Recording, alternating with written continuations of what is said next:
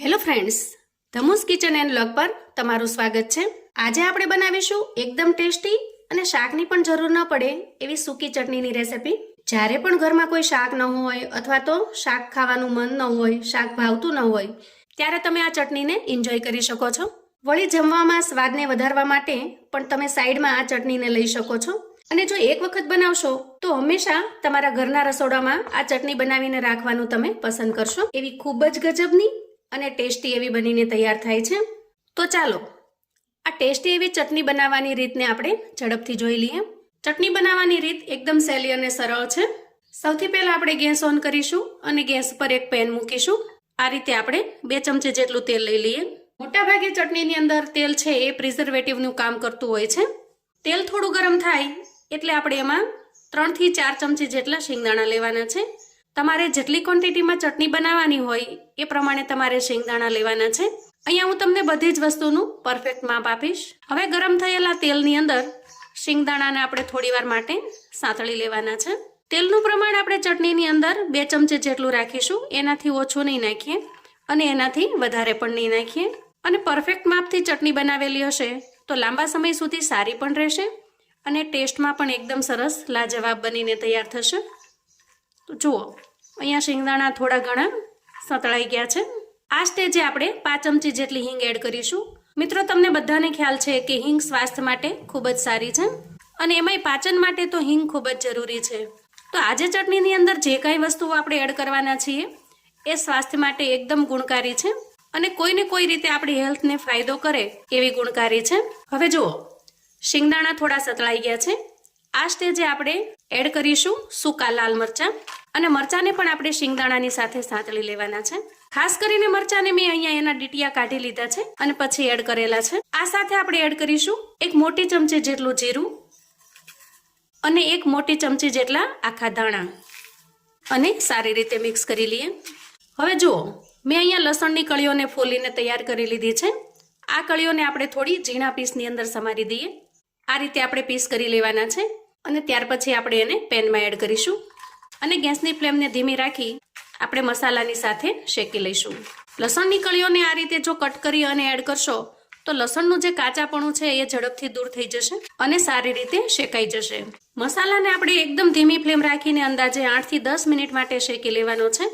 તો આ રીતે બધી જ વસ્તુને શેકતા અંદાજે 7 મિનિટ જેટલો સમય થયો છે। આ સ્ટેજે આપણે 2 ચમચી જેટલા સફેદ તલ એડ કરીશું। ચટણીની અંદર તલનો ટેસ્ટ ખૂબ જ અમેઝિંગ લાગે છે અને એનાથી ચટણીની કન્સિસ્ટન્સી પણ સરસ થીક બને છે। હવે જુઓ, આ રીતે શેકતા અંદાજે 10 મિનિટ જેટલો સમય થયો છે। બધી જ વસ્તુ સારી રીતે શેકાઈ પણ ગઈ છે। તો અહીંયા આપણે ગેસની ફ્લેમને બંધ કરીશું। ગેસની ફ્લેમને બંધ કર્યા પછી આપણે અહીંયા 2 ચમચી જેટલું નાળિયેરનું ખમણ એડ કરીશું। અહીંયા મેં એકદમ ઝીણું, જે બજારની અંદર આપણને આસાનીથી મળી જાય છે, એ ખમણ લીધેલું છે। અને હવે પેનની અંદર જે કાંઈ મસાલા ગરમ છે અને તેલ ગરમ છે એની સાથે આપણે મિક્સ કરી લઈએ। નાળિયેરનું ખમણ ઓલરેડી સૂકું જ હોય છે એટલે આપણે એને વધારે શેકવાની જરૂર પડતી નથી।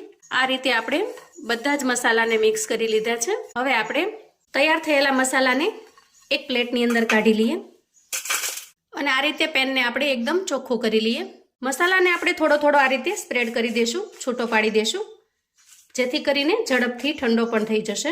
હવે આપણે મસાલાને સાઈડ પર મૂકીશું। અહીંયા પેન થોડું ઠંડુ થાય એટલે એમાં ધોઈ અને સમારેલી કોથમીર એડ કરીશું। આ રીતે લચ્છામાં રાખીશું કોથમીરને અને મેં થોડો મીઠો લીમડો લીધો છે, અંદાજે 8 થી 10 દાંડલી લીધી છે।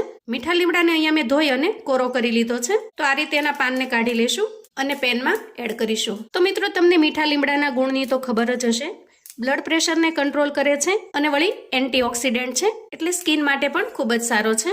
અથવા તો આંખના કોઈ પ્રોબ્લેમ હોય તો આંખના રોગોમાં પણ ખૂબ જ રાહત આપે છે। વળી આપણને કોઈ ઘા વાગ્યો હોય અથવા તો ખરજવું થયું હોય એમાં પણ લીમડાનું સેવન કરવાથી ખૂબ જ ફાયદો થાય છે।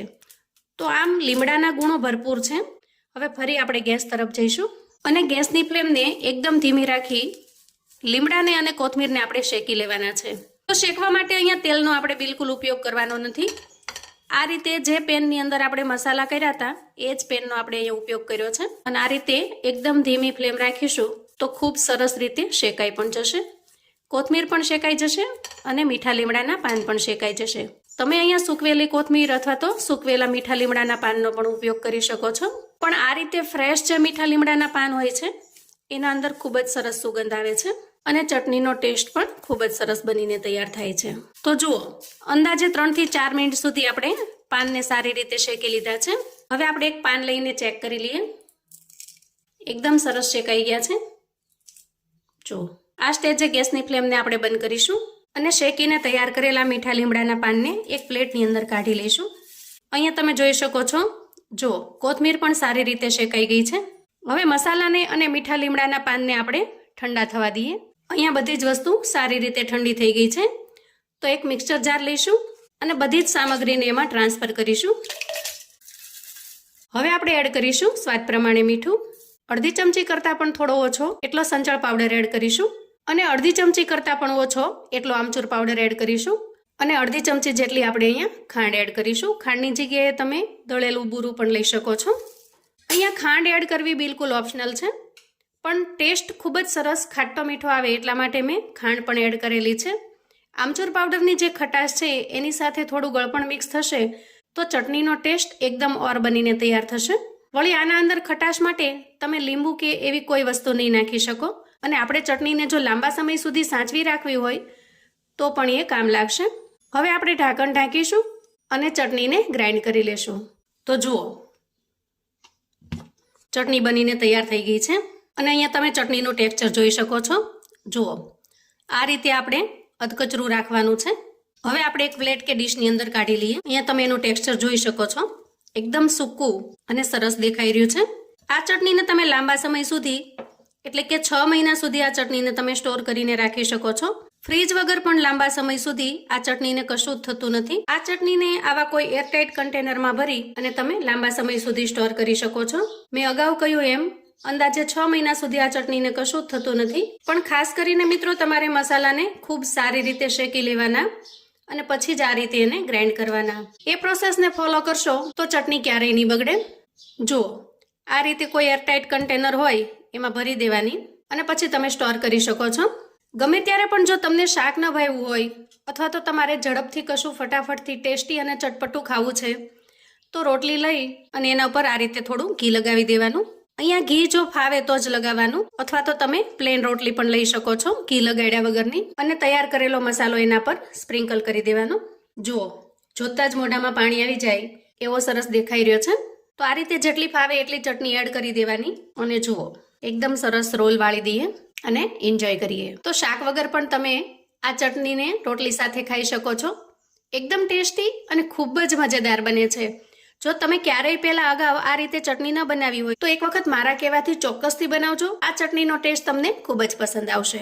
અને આ ચટણીને તમે શાકની અંદર પણ નાખી શકો છો, દાળની અંદર નાખી શકો છો મસાલા તરીકે.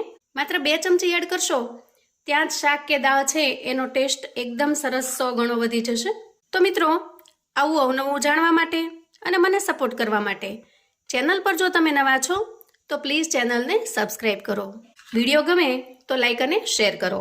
તમારા સગા સંબંધી મિત્રોને પણ આપણી આજની આ એકદમ ટેસ્ટી એવી મીઠા લીમડાની ચટણીની રેસિપી ચોક્કસથી શેર કરજો, જેથી એ લોકો પણ બનાવીને તૈયાર કરી શકે, એન્જોય કરી શકે અને એના પરિવારને પીરસી શકે. તો કોમેન્ટમાં પણ મને જણાવજો મિત્રો કે આજની આ ચટણીની રેસિપી તમને કેવી લાગી છે.